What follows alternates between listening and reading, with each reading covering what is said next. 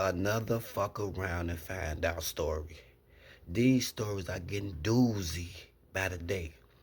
So I'm gonna take y'all to West Virginia, Parkersburg, West Virginia. So in Parkersburg, West Virginia, they town voted for Trump for over like 75%. So now 125 of them employees lost their jobs due to Dodge cuts. And now they all talking about they regretting voting for Trump. You had this one lady who went on TV and said, I feel betrayed. I feel like he turned his back on us. Her name was Jennifer Pickens. And she voted for Trump. Not one, not two, but three times. And now their whole community is losing their jobs because they chose racism over everything else.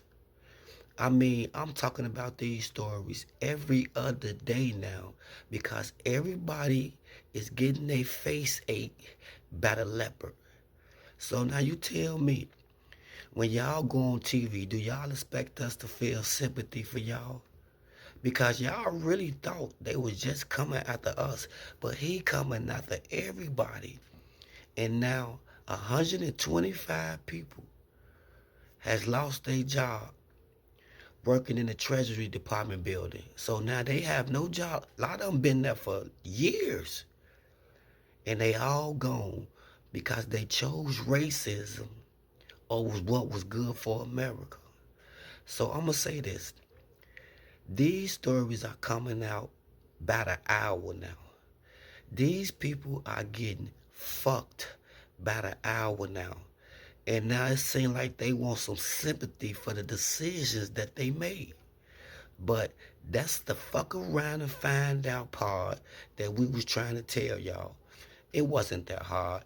Y'all make it seem like Democrats was demons, but we was just trying to get y'all away from the devil.